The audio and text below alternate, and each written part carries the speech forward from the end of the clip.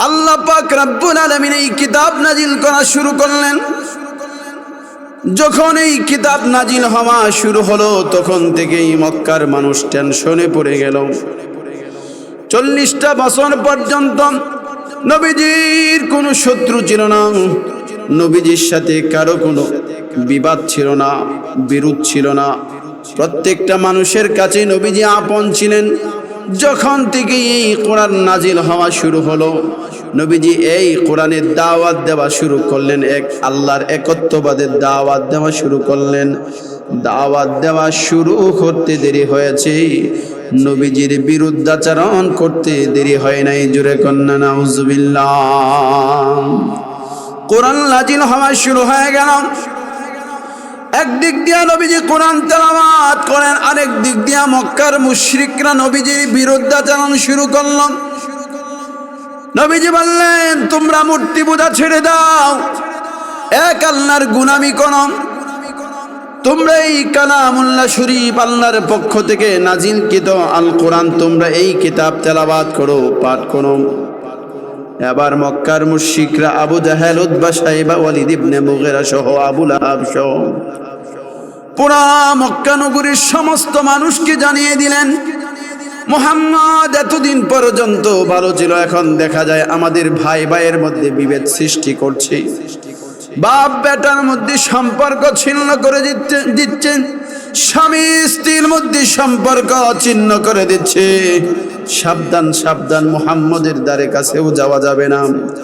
এবার মুহাম্মদ বানিয়ে বানিয়ে কোরআন তেলাওয়াত করেন, আর মুহাম্মদ শুধু আমাদের বিরুদ্ধে কুৎসা রটনা করে, মুহাম্মদ আমাদের বাপ দাদাদের বদনামি করে, মুহাম্মদ আমাদের বাপ দাদাদেরকে আহমক বলে গালি দেয়, আহমক।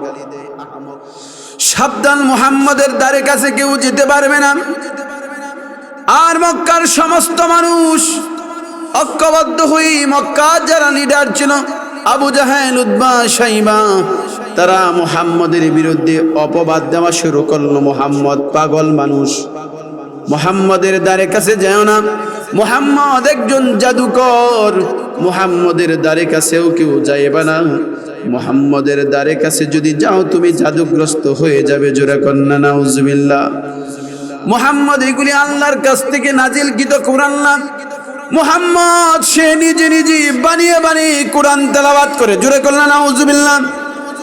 আবার মক্কার মুশরিকদের মধ্যে যখন এই কথার প্রচলন শুরু হয়ে গেল, মক্কার মধ্যে একজন লিডার আসলো, তার নাম হলো তুফাইল ইবনে আমর দাউস। সে হলো আবু জাহেলের বন্ধু, আবু জাহেলের সাথে তার গভীর সম্পর্ক। তুফাইল ইবনে আমর দাউস, তুফাইল হলো দাউস গোত্রের একজন নেতা মানুষ। তুফাইলের সাথে আবু জাহেলের হালিফ সুলভ বন্ধুত্ব ছিল, অর্থাৎ চুক্তিভিত্তিক সম্পর্ক ছিল তাদের। তুফাইল বলে, বন্ধু আমি তোমার এলাকায় যখন ব্যবসা করতে আসব তখন তুমি আমাকে সহযোগিতা করবে। তোমরা যখন আমাদের এলাকায় ব্যবসা করতে যাবে তখন আমরাও তোমাদেরকে সহযোগিতা করব, কোনো সমস্যা নাই।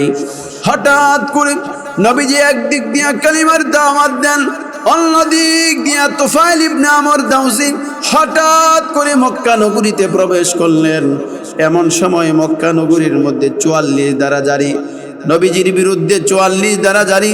সাবধান, মুহাম্মদ কারো কাছে যেতে পারবে না, মুহাম্মদের কাছেও মক্কা নগরীর কুরাইশ বংশের কোনো মানুষ যেতে পারবে না।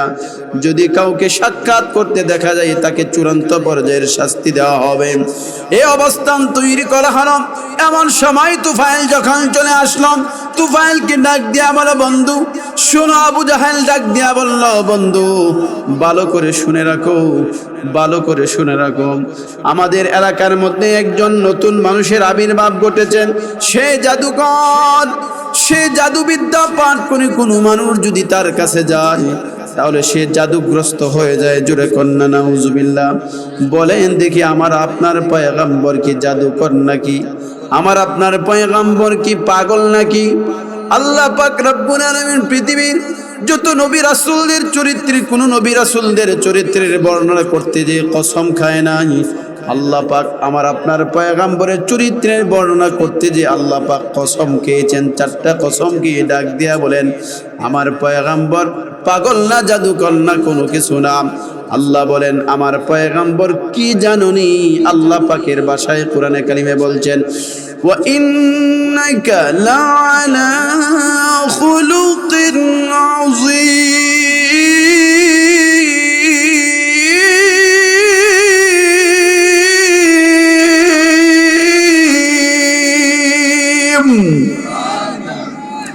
আল্লাহ পাক রব্বুল আলামিন ডাক দিয়ে আমরা तमाम পৃথিবীর মানুষ শোনো, মক্কার মুশরিকরা আমার হাবিবকে জাদুকর বলে, পাগল বলে।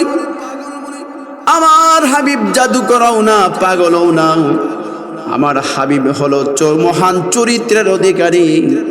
এত সুন্দর চরিত্রের মানুষ ইতিপূর্বে কোনোদিন আসে নাই, ভবিষ্যতেও কোনোদিন আসবে না। জোরে বলেন ঠিক কিনা? নবীজিকে পাগল বলে গালি দেয়, নবীজিকে জাদুকর বলে গালি দেয়। একদিক দিয়ে আবু জাহেলরা দিনের বেলায় বলে মুহাম্মদের দ্বারে কাছে কেউ যাইবে না। রাত্র যখন গভীর হয় নবীজি কোরআন তেলাওয়াত করেন বাইতুল্লাহ চত্বরে বসে, ঘরের ভিতরে বসে। তখন মক্কার মুশরিকরা, লিডাররা গোপনে গোপনে অন্ধকারে যে কোরআন তেলাওয়াত শুনে। সুবহানাল্লাহ বললেন না? হঠাৎ করে একদিন আবু জাহেল রাগান্বিত হয়ে জানিয়ে দিলাম সাধারণ কোনো মানুষ, নেতৃস্থানীয় কোনো মানুষ কেউ মুহাম্মদের কাছে যেতে পারবে না। কারণ মুহাম্মদের কাছে যেই মানুষটাই যায় কোরআন তেলাওয়াত শুনে কালিমা পড়ে মুসলমান হয়ে যায়। সুবহানাল্লাহ বাড়িতে যেয়ে কইেন, আর একটু আস্তে কোন গুনাহ হইতে পারে। সুবহানাল্লাহ। আবু জাহেল নিষেধ করে দিলাম কেউ যেতে পারবে না মুহাম্মদের কাছে। এবার সবাইকে নিষেধ করার পরে আবু জাহেল চিন্তা করলো আজকে তো কেউ যাবে না মুহাম্মদের কাছে, তাহলে আমি একটু যাই গোপনে রাত্রে বেলায়। আবু লাহাব চিন্তা করলো আজকে আবু জাহেলও যাবে না, সাধারণ কোনো মানুষও যাবে না, কোনো নেতাও যাবে না, তাহলে আমি একটু যাই রাত্রে বেলায়, আমি একলা একটু মুহাম্মদের তেলাওয়াত শুনে আসি। আসলে মুহাম্মদের তেলাওয়াত তো শুনতে ভালোই লাগে। সুবহানাল্লাহ কইতেন না? দিলে দিলে ভালো লাগে, কিন্তু প্রকাশ্যে বিরুদ্ধাচরণ করে দুনিয়ার হীন স্বার্থের জন্য। নাউজুবিল্লাহ বলেন। মুসলমান ভালো করে বুঝবেন। আবু জাহেল চিন্তা করলো আজকে কেউ যাবে না, তাহলে আমি একটু যাই। আবু জাহেল চিন্তা করলো আজকে কেউ যাবে না, তাহলে আমি একটু যাই। আবু লাহাব ওয়ালিদ ইবনে মুগীরা সেও চিন্তা করলো আজকে কেউ যাবে না, তাহলে আমি একটু যাই। মক্কার কুরাইশ বংশের কিছু মানুষ চিন্তা করলো আজকে কোনো নেতাই যাবে না, তাহলে আমি গোপনে গোপনে একটু যাই। সুবহানাল্লাহ। আস্তে কর। প্রত্যেকেই ব্যক্তিগত চিন্তা করে প্রত্যেকেই যায় হাজির। এবার কোরআন তেলাওয়াত বসে বসে নীরবে শুনলো অন্ধকারের ভিতরে, মনোযোগ দিয়া শুনলে দিলটা ঠান্ডা বানায়। এবার যখন চলে আসে অন্ধকারের মধ্যে একজন আরেকজনের মাথার মধ্যে ডুস লাগে। সুবহানাল্লাহ গেছেন। কিন্তু কেউ পরিচয় দেয় না, কে কি, কার নাম কি, কেউ জিজ্ঞাসা করে না। আওয়াজ শুনলে চিনে ফেলবে, বুঝে ফেলবে। কথা বলেন ঠিক কিনা? কারণ আবু জাহেল এত জ্ঞানী ছিল, এত জ্ঞানী ছিল, তার পরিচিত কোনো ঘোড়া যদি রাস্তা দিয়া যেত, ঘোড়ার পায়ের দাগ দেখে বুঝে ফেলতো এটা কোন মালিকের ঘোড়া সওয়ার হয়েছে। জোরে কন্যা সুবহানাল্লাহ। এত জ্ঞানী হওয়ার পরেও মানুষের পায়ের ছাপ দেখে বলে ফেলতো যে এই দিক দিয়া মুহাম্মদ চলেছে। সুবহানাল্লাহ বললেন না? এত জ্ঞানী হওয়ার পরেও আল্লাহ পাক রব্বুল আলামিন তার উপাধি দিয়েছেন আবু জাহেল, মূর্খের পিতা। নাউজুবিল্লাহ কইতেন না? তার মানে বোঝা যায় মুসলমান, আজকে আমি আপনাদেরকে জীবনের শেষ কথা হতে পারে বলে যাই, আপনি দুনিয়ার মধ্যে সবচেয়ে বড় জ্ঞানী হওয়ার পরেও যদি আপনি কোরআনের সাথে পরিচয় না থাকে, আল্লাহর সাথে পরিচয় না থাকে, দ্বীন ও ইসলামের সাথে যদি পরিচয় না থাকে, বুঝবেন আপনি এই দুনিয়ার মধ্যে সবচেয়ে বড় মূর্খ, গণ্ড মূর্খ, জাহেলে মুরাক্কাব। জোরে বলেন ঠিক কিনা? মুসলমান বন্ধুগণ, আমার কথাগুলি খুব দিল দিয়া বুঝবেন। নবীজির কাছে কোরআন নাজিল হওয়া শুরু হয়ে গেল। নবীজি বাইতুল্লাহ চত্বরে বসে বসে কোরআন তেলাওয়াত করেন। এই বিপদের সময় যখন মক্কার লিডাররা কোরআনের বিরুদ্ধে কথা বলে, নবীজির চরিত্রের বিরুদ্ধে কথা বলে, এমন সময় আবু জাহেলের বন্ধু তুফাইল ব্যবসার উদ্দেশ্যে মক্কা নগরীতে আসার পর আবু জাহেল ডাক দেয়া বলে, দোস্ত তুমি জানো না এমন এক কঠিন সময়ে তুমি আমাদের কাছে এসেছ। আমাদের সমাজের নতুন একজন মানুষের আবির্ভাব ঘটেছে, যেই মানুষটা আমাদের বাপ দাদাদেরকে গালি দেয়, যেই মানুষটা ভাই ভাইয়ের মধ্যে সম্পর্ক ছিন্ন করে দিয়ে, মানুষটা স্বামী স্ত্রীর মধ্যে সম্পর্ক ছিন্ন করে দিয়েছে, যেই মানুষটা আমাদেরকে আমাদের মূর্তি পূজা করাকে শিরিক বলে দাবি জানায়, এক আল্লাহর গোলামি করার জন্য আহ্বান জানায়, ওই মানুষটা একজন জাদুকর। ওই মানুষটার ব্যাপারে যত আইন করি না কেন, ওই মানুষটা কি যেন পাঠ করতে দেরি হয়, কানের মধ্যে লাগতে দেরি হয় না, কানের মধ্যে লাগতে দেরি হয়, কালিমা পড়ে মুসলমান হইতে দেরি হয় না, তার অনুসারী হয়ে যায়। আমরা লালন পালন করি, আমাদের সবকিছু খায়, মুহাম্মাদের কাছে যাওয়া মাত্রই জাদুগ্রস্ত হয়ে যায়। সাবধান, তুমি কিন্তু মুহাম্মাদের দ্বারে কাছেও যাও না। এমন ভয় দেখাইছে তুফাইল কি? তুফাইল তো নেতা মানুষ, দাউস গোত্রের নেতা। বলে, বন্ধু তুমি তো আমার বন্ধু মানুষ, তুমি আমাকে কখনো কুপরামর্শ দিবে না, তুমি তো আমাকে সুপরামর্শ দিবে, আমি তোমার কথা মেনে নিলাম। তুফাইল নিজেও একজন সাহিত্যিক মানুষ, কবি মানুষ, শিক্ষিত মানুষ। তুফাইল একজন গোত্রের নেতা, দাউস গোত্রের নেতা। তুফাইল এবার চিন্তা করলো, তাহলে কি করা যায়। তুফাইল তুলা নিচে, তুলা নিয়া দুই কানের মধ্যে ডিফা দিয়া রাখছে। নাউজুবিল্লাহ বলে, দুই কানের মধ্যে ডিফা দিয়া রাখছে।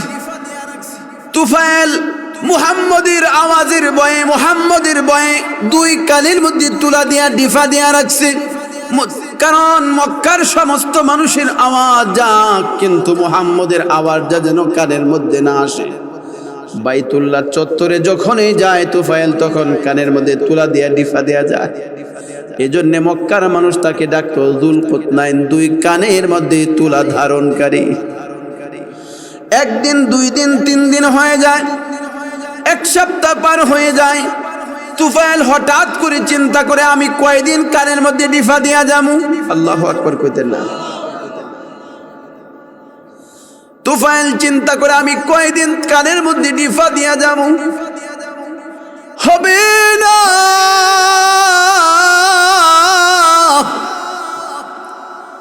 তুফাইল চিন্তা করে, আবু জাহেল আমাকে, আমার বন্ধু আমাকে পরামর্শ দিল, সেই পরামর্শ অনুযায়ী আমি চলছি। আমি তো একজন শিক্ষিত মানুষ, আমি একজন কবি মানুষ, আমি একজন নেতা মানুষ। আমাকে বললেই তো আমাকে জাদুগ্রস্ত করতে পারবে না, একটু পরীক্ষা করা দরকার মুহাম্মদকে, মুহাম্মদ কোথায় থাকে। হঠাৎ কোন একদিন তুফাইল বাড়ি থেকে বের হয়ে বাইতুল্লাহ চত্বরে ঘোরাফেরা শুরু করলো। হঠাৎ করে তাকিয়ে দেখে নবীজি মুহাম্মদ বাইতুল্লাহ চত্বরে দাঁড়িয়ে, নামাজে দাঁড়িয়ে কোরআন তেলাওয়াত করছেন। আল্লাহু আকবার বলেন। নবীজি বাইতুল্লাহ চত্বরে কোরআন তেলাওয়াত করছেন, লম্বা সময় নামাজ আদায় করতেছেন। দূর থেকে তুফাইল কান থেকে তুলাগুড়ি সরায়া এবার নবীজির কোরআন তেলাওয়াতের মধ্যে মগ্ন হয়ে গেলেন। মনোযোগ, আকর্ষণ সৃষ্টি হয়ে গেল। জোরে বললেন সুবহানাল্লাহ। নবীজি পড়েন, ইয়াসিন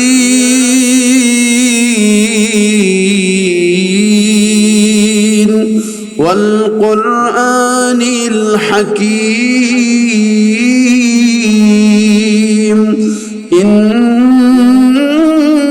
ইন্নাকা লামিনাল মুরসালিন আলা সিরাতিন মুস্তাকিম।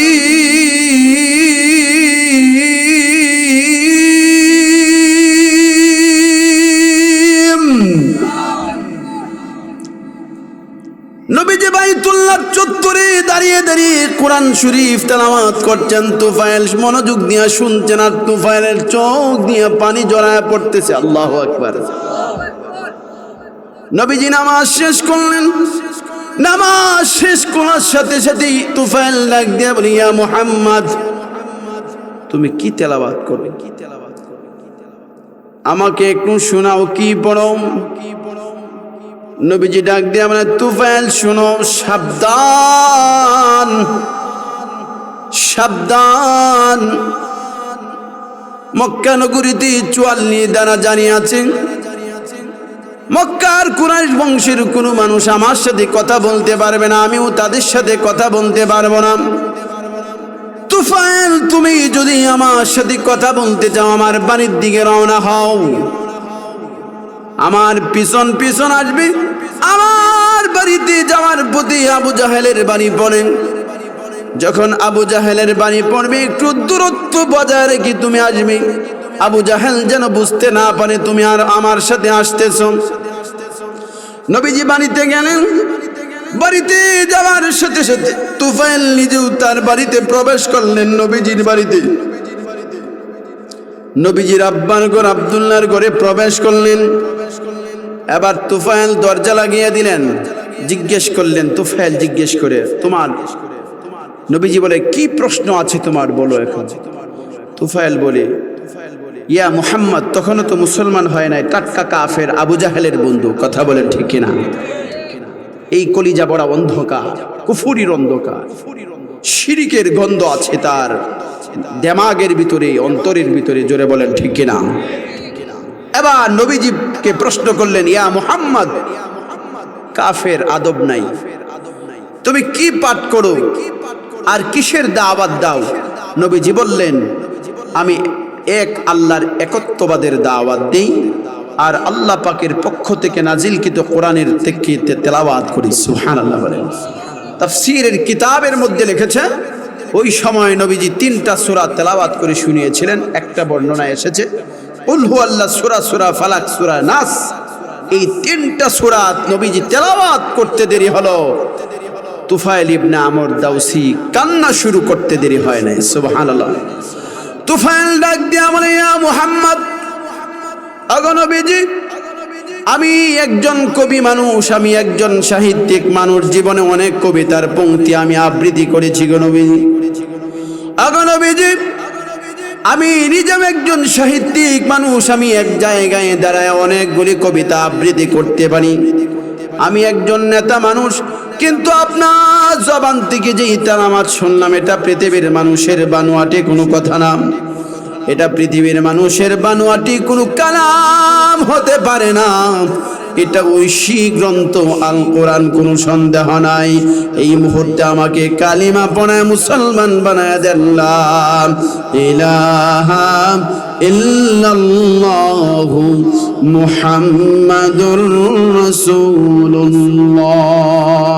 কিতাবুন আনজালনাহু ইলাইকা লিতুখরিজান নাস মিনাল যুলুমাতি ইলান নূর।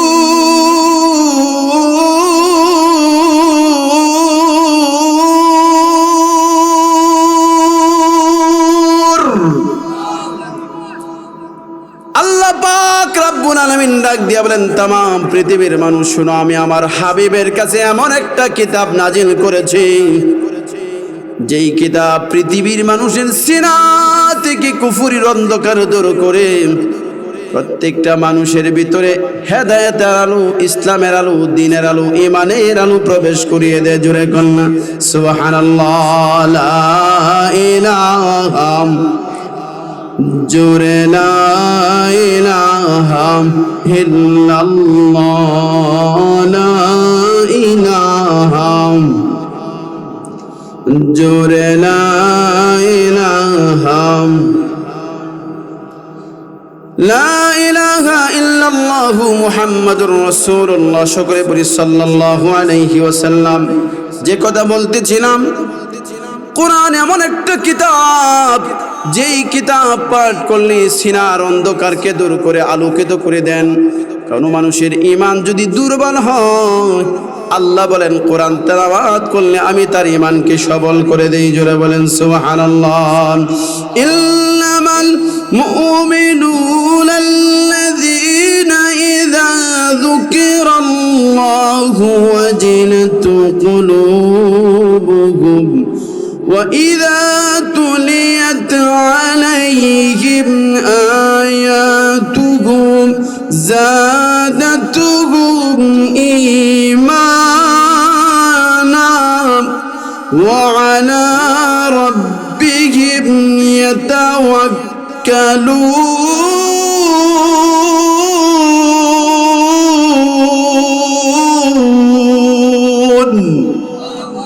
আল্লাহ পাক রব্বুল আলামিন ডাক দিয়ে বলেন, तमाम পৃথিবীর মানুষ শুনো, জিকির করলে দিলটা নরম হয়। আর কোন মানুষ যদি কোরআন তেলাওয়াত করে, আমি আল্লাহ ঘোষণা দিলাম এই কোরআন তেলাওয়াত করলে তার ঈমান বেড়ে যায়। এজন্য ঈমান বাড়ার দরকার আছে না নাই? কার কার দরকার আছে? দুইটা হাত উঠিয়ে দেখা। নারায়ে তাকবীর, নারায়ে তাকবীর। আল্লাহ তুমি আমাদের সবাইকে কোরআন তেলাওয়াতের জন্য কবুল করো। চিল্লায় বলেন আমিন। আরো জোরে সুরে বলেন আমিন। আপনাদের কি কষ্ট হচ্ছে? খারাপ লাগছে? আর 2-4 মিনিট বসা যাবে? বসতে পারবেন তো ইনশাআল্লাহ? আমি কিন্তু আলোচনা মাত্র শুরু করেছি, কষ্ট হবে না তো আপনাদের? মুসলমান বন্ধুগণ, আমার কথাগুলি খুব ভালো করে বুঝবেন। আল্লাহ পাক রব্বুল আলামিন বললেন কোরআন তেলাওয়াত করলেন ঈমান বেড়ে যায়। এই জন্য আমাদের ঈমান বাড়ার দরকার আছে। এই জন্য যাদের কোরআনের সাথে সম্পর্ক থাকবে তাদের ঈমান বেড়ে যাবে। কথা বলেন ঠিক কিনা? এই যে সামনে রমাদানুল মুবারক চলে আসছে, রমজান মাস, কোরআন নাজিলের মাস। কথা বলেন ঠিক কিনা? রমজান মাসের দাম কেন বেড়ে গেল? রমজান মাসে আল্লাহ পাক একটা রাত্রি দান করেছেন, রাত্রিটার নাম হলো লাইলাতুল কদর। লাইলাতুল কদরের কারণে রমজানের দাম বেড়ে গেছে। জোরে বলেন ঠিক কিনা? আবার লাইলাতুল কদরের দাম কেন বাড়লো? লাইলাতুল কদরের দাম কত বেশি, কত বেশি? আল্লাহ পাক সূরাতুল কদরের মধ্যে ডাক দিয়া বলেন, ইন্না আনজালনাহু ফি লাইলাতিল কদর লাইলাতুল কদরি খায়রুম মিন আলফি শাহর। আল্লাহু আকবার বলেন। আমি লাইলাতুল কদরকে 1000 মাসের চাইতে আরো বেশি উত্তম করে দিয়েছি। জোরে কন্যা সুবহানাল্লাহ। 1000 মাসের চাইতে লাইলাতুল কদরের দাম কম না বেশি? কে বলেছেন? কে বলেছেন? লাইলাতুল কদরের দাম এত বেশি হলো কেন? এত বেশি হলো কেন? আল্লাহ পাক রব্বুল আলামিন বলেন, এই লাইলাতুল কদরে আমি কোরআন নাজিল করেছি। আল্লাহু আকবার। এই লাইলাতুল কদরে আমি কোরআন নাজিল করেছি। এজন্য কোরআনের সাথে কদরের সম্পর্ক আছে, কদরের দাম বেড়ে গেছে। কদরের সাথে রমজানের সম্পর্ক আছে, এজন্য রমজানের দাম অন্য মাসের চেয়ে কম না বেশি? আল্লাহ পাক রব্বুল আলামিন বলেন, এই যে সামনে রমজান মাস চলে আসছে, এটা হলো কোরআন নাজিলের মাস। আল্লাহ বলেন, শাহরু রমাদান আল্লাযী উনজিলা ফীহিল কুরআন হুদাল লিন-নাস ওয়া বায়িনাতিন মিনাল হুদা ওয়াল ফুরকান।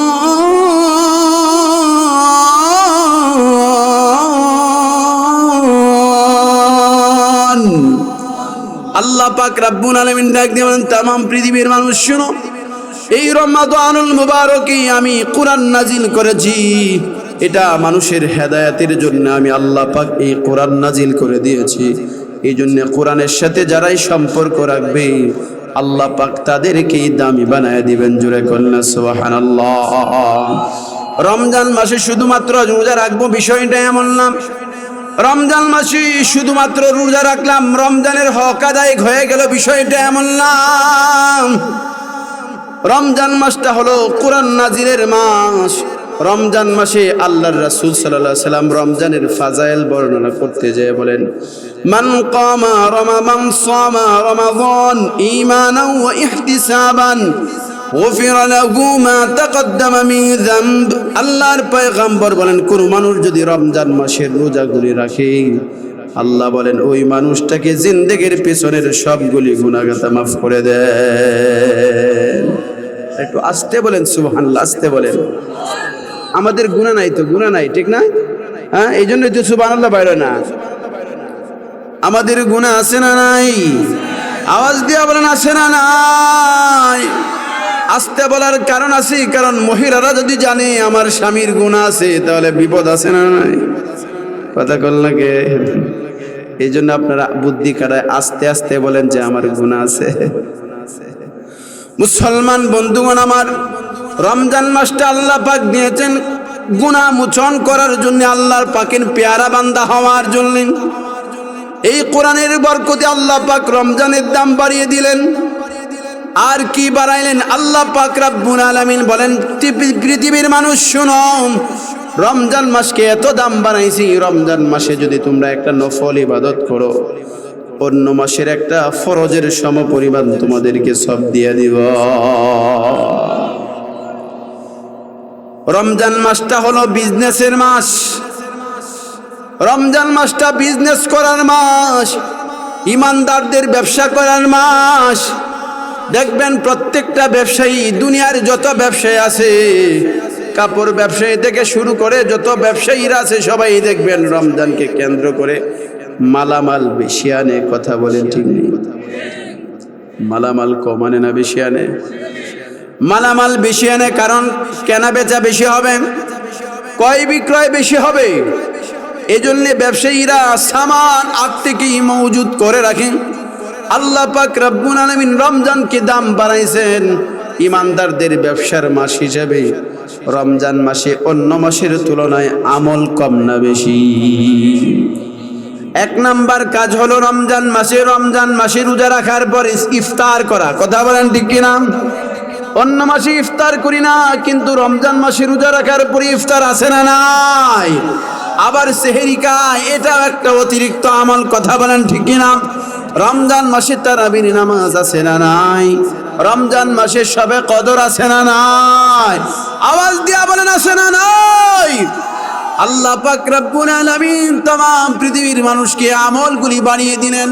এই পৃথিবীর ইমানদার নরনারীরা যেন আমল কইরা আমি আল্লাহ পাকের পেয়ারা বান্দা হতে পারি। এই জন্য আল্লাহ পাক প্রত্যেকটা আমলই বাড়িয়ে দিলেন। শুধু আমল বাড়ালেন বিষয়টা এমন না। আল্লাহ পাক রব্বুল আলামিন বলেন, রমজান মাসে কোনো মানুষ যদি একটা নফল ইবাদত করে অন্য মাসের ফরজের সমপরিমাণ, আর যদি রমজান মাসে একটা ফরজ ইবাদত করে অন্য মাসের 70টা ফরজের সমপরিমাণ সব দিয়ে দেন।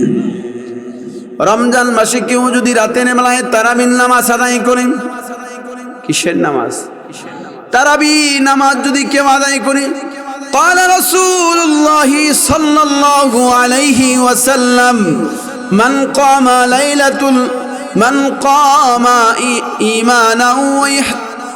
قام رمضان إيمانا واحتسابا غفر له ما تقدم من ذنبه।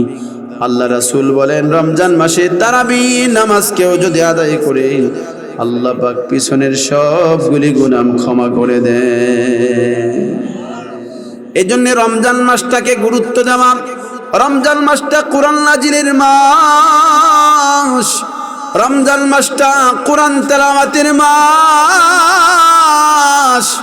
আমরা যারা কোরআন শরীফকে গিলাপের মধ্যে পেছাইয়া আমরা উপরে উঠায় রাখছি, আমরা চেষ্টা করব অন্ততপক্ষে কোরআন শরীফটা আগ থেকে তেলাওয়াত শুরু করে দেওয়ার, ইনশাআল্লাহ বলেন।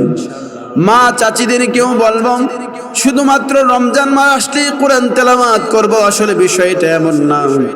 আগ থেকেই সারা বছর কিছু না কিছু তেলাওয়াত করার দরকার আছে না?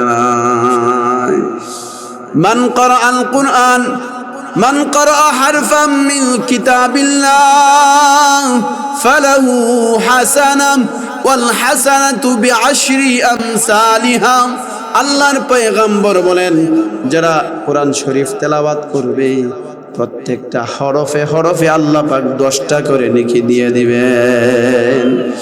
ও মুসলমান ভালো করে বুঝবেন, আপনি ছোটবেলায় কোরআন শিখেন নাই, এখন যুবক হয়ে গেছেন, আপনি যুবক বয়সেও কোরআন শিখেন নাই, আপনি সাদা দাড়িওয়ালা মুরব্বী হয়ে গেছেন, আপনার করণীয় কি? কথা বলেন ঠিক কিনা? এমন মুরব্বী আছে না নাই যে কোরআন তেলাওয়াত করতে পারে না? আছে না নাই? আর একটু আওয়াজ দিয়ে বলেন আছে না নাই? আমাদের অবস্থাটা কি হবে? কুল হুয়াল্লাহ সূরা আমরা পারি কি পারি না? কে কে পারি হাত উঠিয়ে দেখাই। আল্লাহ তুমি কবুল করো, সকালে সকালে বলেন আমিন। মুসলমান ভালো করে বুঝেন, কুল হুয়াল্লাহ সূরা যদি আপনার তেলা মুখস্থ থাকে, আপনি সারাদিন কুল হুয়াল্লাহ সূরায় তেলাওয়াত করবেন, সমস্যা কি? কথা কর না কেন? হ্যাঁ, আল্লাহর পয়গম্বর বলেন কুল হুয়াল্লাহ সূরা দুনিয়ার কোন বান্দা বান্দি যদি 3 বার পাঠ করে, একবার পড়লে 10 পারা কোরআন শরীফের জমা পরিমাণ সওয়াব। সুবহানাল্লাহ। বাড়িতে যায় কেন? 2 বার পড়লে 20 পারার সওয়াব, 3 বার পড়লে 1 খতম কোরআন শরীফের সম পরিমাণ সওয়াব। কুল হুয়াল্লাহ সূরা তেলাওয়াত করবেন, সমস্যা কি? আরেকটা কাজ করবেন, আলহামদুলিল্লাহ সূরা মুখস্থ আছে, আলহামদুলিল্লাহ সূরা পড়বেন, প্রচুর পরিমাণে পড়বেন। তবে কুল হুয়াল্লাহ সূরার মধ্যে আলাদা একটা স্বাদ আছে, মজা আছে, আর একটা সম্পর্ক আছে। কার সাথে? আওয়াজ দিয়া বলেন কার সাথে? কুল হুয়াল্লাহর মুহাব্বত, আল্লাহর মুহাব্বত। সুবহানাল্লাহ বললেন না? আর একটু আস্তে কোন সুবহানাল্লাহ। কুল হুয়াল্লাহর মুহাব্বত কার মুহাব্বত? আল্লাহর মুহাব্বত। আবু যর গিফারি একটা আমল করত, কুল হুয়াল্লাহ সূরা সবচেয়ে বেশি তেলাওয়াত করত। জিবরাইল আমিন হঠাৎ করে জমিনে আসে, আয়েশা বলে ইয়া রাসূলুল্লাহ, ওই যে দেখা যায় আবু যর গিফারি যায়, আপনার সাহাবী আবু যর গিফারি না? নবীজি বলেন হ্যাঁ। জিবরাইল, তুমি আমার আবু যরকে চিনো কিভাবে? কিভাবে চিনো? জিবরাইল আমিন ডাক দিয়া বলে ইয়া রাসূলুল্লাহ, আমি একলা চিনি আবু যরকে, বিষয়টা এমন না, আসমানের সব ফেরেশতারা আবু যরকে চিনে। সুবহানাল্লাহ বললেন না? নবীজি আবু যরকে ডাক দিয়ে আনেন, আবু যর এদিকে আসো। আবু যর এদিকে আসো, এমন কি আমল তুমি করো যে আমলের কারণে আসমানের সব ফেরেশতারা তোমাকে চিনে? আবু যর ডাক দেয়া বলে আমি 2টা আমল করি, হতে পারে এটার কারণে আল্লাহ আমাদেরকে পরিচয় করিয়ে দিয়েছেন। নবীজি বলেন কি আমল করো তুমি? আবু যর ডাক দেয়া বলে ইয়া রাসূলুল্লাহ, আমি মনে করি আমার চেয়ে দুনিয়ার জমিনে, আমার চেয়ে বড় গুনাহগার দুনিয়ার জমিনে আর কেউ নাই, আমি সবচেয়ে বড় অপরাধী। আমি একবারে বিনয়ের সাথে জমিনে চলাফেরা করি। 2 নাম্বার আমল হলো আমি যেই পরিমাণ কুল হুয়াল্লাহ সূরা তেলাওয়াত করি, আপনার অন্য কোন সাহাবী এত পরিমাণ কুল হুয়াল্লাহ সূরা তেলাওয়াত করে না। কুল হুয়াল্লাহু আহাদুনিল্লাহুস সামাদ লাম ইয়ালিদ ওয়া লাম ইউলাদ ওয়া লাম ইয়াকুল লাহু কুফুয়ান আহাদ। পারবো না ইনশাআল্লাহ? ও মুসলমান ভালো করে বুঝেন, আপনি কোরআন তেলাওয়াত করতে পারেন না, কুল হুয়াল্লাহ সূরার মুহাব্বত সিনার মধ্যে ঢুকায় ফেলেন। আপনি দৈনিক কমপক্ষে 100 থেকে 200 বার কুল হুয়াল্লাহ সূরাটা তেলাওয়াত করেন, পারবেন না ইনশাআল্লাহ? আপনি এতটুকু তো পড়বেনই, আপনি বয়স 60 হয়ে গেছে, 70 হয়ে গেছে, তারপরেও চেষ্টা করেন কোরআন শরীফ শেখার জন্য। প্রতিদিনই চেষ্টা করেন, ইমাম সাহেবের কাছে যাবেন, হুজুর আমাকে কোরআন শিখিয়ে দেন। আপনি কোরআন শিখতে পারেন না, আপনি একটা হরফ শিখেন, কোরআনের একটা হরফ শিখেন, 29টা হরফ শিখা মরেন। একটা হরফ শিখতে শিখতে 1 সপ্তাহ লাগবে, 1 মাস প্রয়োজন। 1 মাসে আপনি একটা হরফ শিখেন, তাও তো 12 মাসে 12 হরফ। কথা বলেন ঠিক কিনা? 12 মাসে কয় হরফ? আপনি 2 বছরের মাথায় 24টা হরফ হয়ে যাবে, 2.5 বছরে 29 হরফ হবে। জোরে বলেন ঠিক না বেঠিক? ও মুসলমান, আপনি চেষ্টা করেন, আল্লাহর কাছে বলতে পারবেন কবরে যাওয়ার পরে, আল্লাহ আমি ছোটবেলায় কোরআন শিখি নাই, আল্লাহ গো, এই জন্য তুমি আমাকে শাস্তি দিও না। আল্লাহ, বুড়া বয়সে এসে কোরআন শিখা দূরছিলাম, মরে গেছি। আল্লাহ, আমি কোরআন শিখতে শিখতে মরছিলাম। আল্লাহ, তুমি আমাকে মাফ করে দাও। হতে পারে কোরআন শিক্ষার বরকতে আপনাকে ক্ষমা করে দিতে পারেন। জোরে বলেন ঠিক কিনা? মুসলমান বন্ধুগণ আমার, ভালো করে বুঝবেন, আমি শেষের দিকে চলে আসছি, কথা লম্বা করব না, রাত অনেক বেজে গেছে। আল্লাহ পাক রব্বুল আলামিন অনেকভাবেই বান্দাকে মাফ করতে পারেন। আমি আপনাদেরকে এমন একটা ঘটনা আপনাদেরকে শোনাইতে চাই। কোরআনের সাথে সম্পর্ক রাখলে কি লাভ, কোরআন তেলাওয়াত করলে কি লাভ। আমার পর্দার আড়ালের মা বোন যারা মনোযোগ দিয়া কোরআন আমার আলোচনা শুনতেছেন, শেষ কথাটা এবার শুনে যান। কোরআনের সাথে সম্পর্ক রাখলে কি লাভ হবে। ইমাম গাজ্জালী রহমাতুল্লাহি আলাইহি জামানার শ্রেষ্ঠ বড় বুজুর্গের নাম, আল্লাহর ওলি ছিলেন, সব অনেক বড় জ্ঞানী মানুষ ছিলেন, তিনি বড় আলেম ছিলেন। ইমাম গাজ্জালী রাতের বেলায় স্বপ্নে দেখেন, আল্লাহ পাক তাকে স্বপ্নে দেখাইতেছেন, ইমাম গাজ্জালী অমুক এলাকায় যাও, রহমতপুর এলাকায় তুমি যাবে।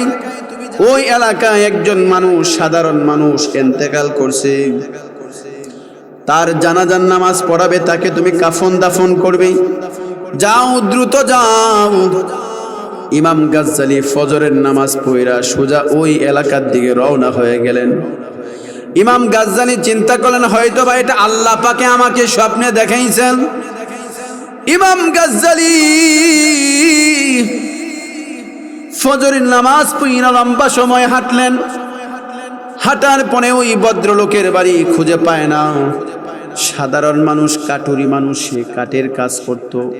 অশিক্ষিত মানুষ, গরিব মানুষ, একেবারেই দরিদ্র মানুষ।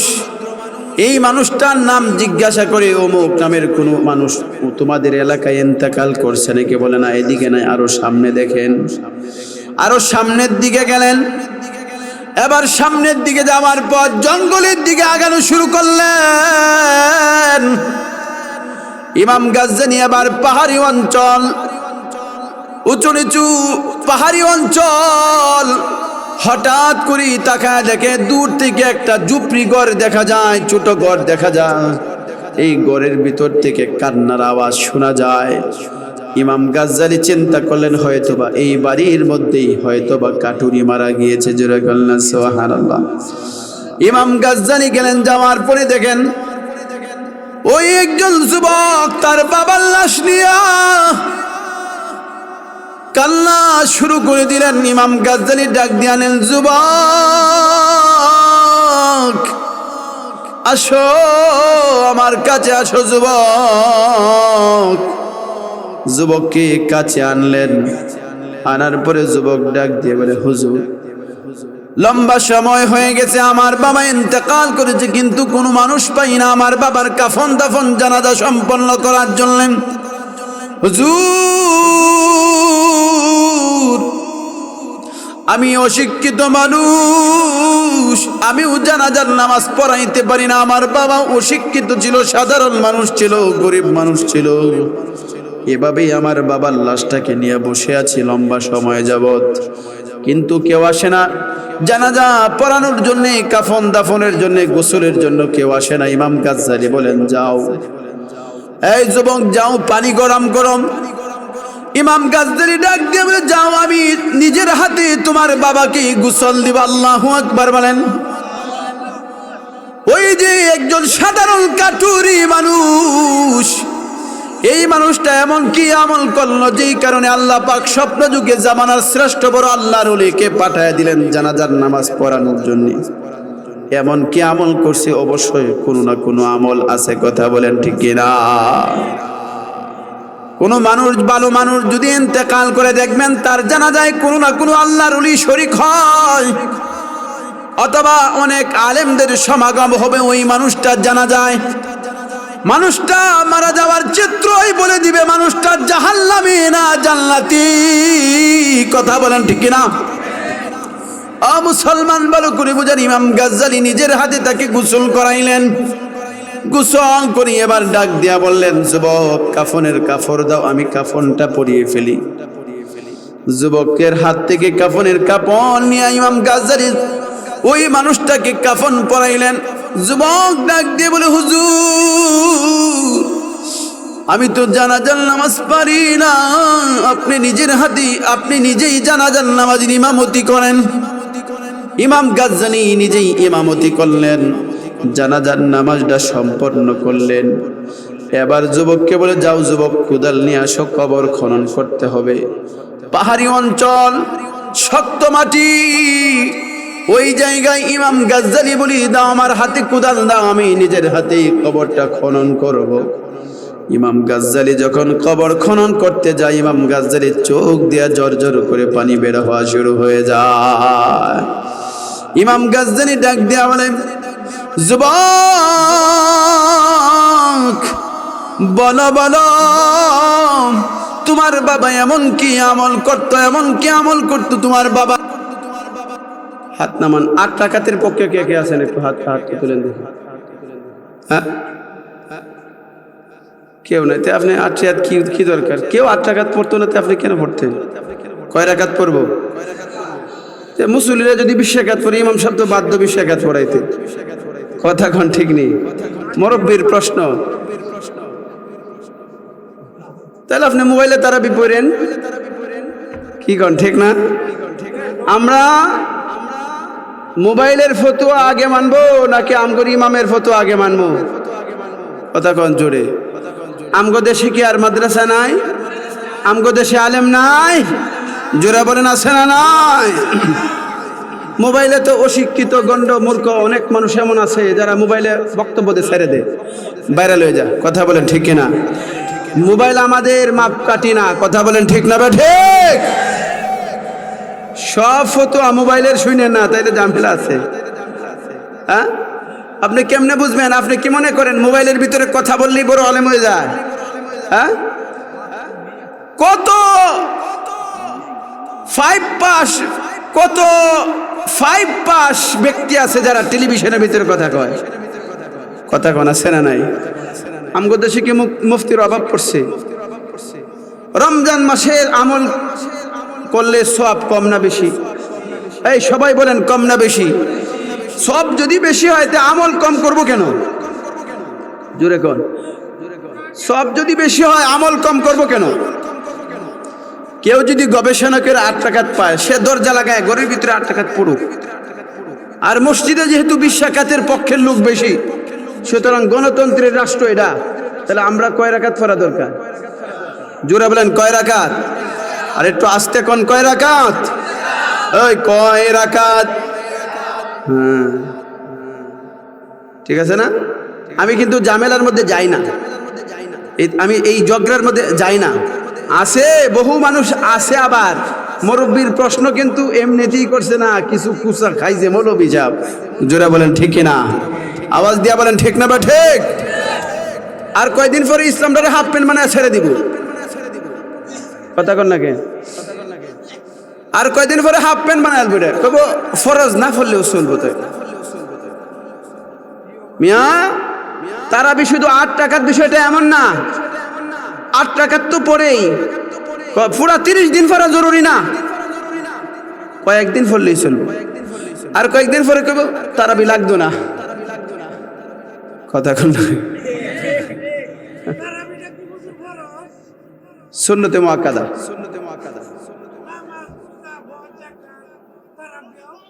না না, আল্লাহ কবুল করে সুন্নতে মুআক্কাদা। আমরা চেষ্টা করব ইনশাআল্লাহ প্রত্যেকটা আমলেই সুন্দর করে করার, ইনশাআল্লাহ বলি। আওয়াজ দিয়া বলি ইনশাআল্লাহ। আল্লাহ আমাদেরকে কবুল করুন। জোরে সরে বলেন আমিন। আচ্ছা, আপনি তারাবি লয়ে গুতাগুতি করেন। অনেক মানুষ আছে দেখবেন দিনের বেলা রোজা রাখে না, রাত্রে যায় ফতোয়া দেয়। কথা কয় নাকি? আছে না? রমজান মাসটা আইলে পরে আপনার উচিত রমজানের আগেই সব গুছায়া কমপ্লিট করে রাখা, বিবি বাচ্চার কাছে ছুটি নেওয়া। এই যে পুরা রমজান মাসের খরচ আমি দিয়া দিলাম, আমি কিন্তু গেলাম পুরা রমজান মাসের জন্যে, কারণ ইফতার আছে, সেহেরি আছে, তারাবি আছে, তাহাজ্জুদ আছে, আওয়াবিন আছে, চাষ্ট আছে, এশরাক আছে, কোন আছে না নাই? এগুলি দরকার আছে না? একটা সুবহানাল্লাহ কইলে একটা ফরজের সম পরিমাণ সব। সুবহানাল্লাহ কয়ে নাচতে কোন, আবার ঘুমাইতেছে কয়েকটা তাকায় তাকায় ঘুমায়, আর একটু আস্তে কোন সুবহানাল্লাহ। এই জন্যে আমরা নফল নিয়ে মারামারি করবো না। আমার তো ফরজের মধ্যে ত্রুটি আছে, জোরা বলেন ঠিক না? এই ফরজের ত্রুটিগুলি, ত্রুটি বিচ্যুতিগুলি আল্লাহ নফল সুন্নত দিয়া হাসরের মাঠে পরিপূর্ণ করে দিব। এই জন্য কমানোর চিন্তা করার দরকার নাই, পারলে আরো বাড়ানোর চেষ্টা করেন, জোরে বলেন ঠিক না ঠিক?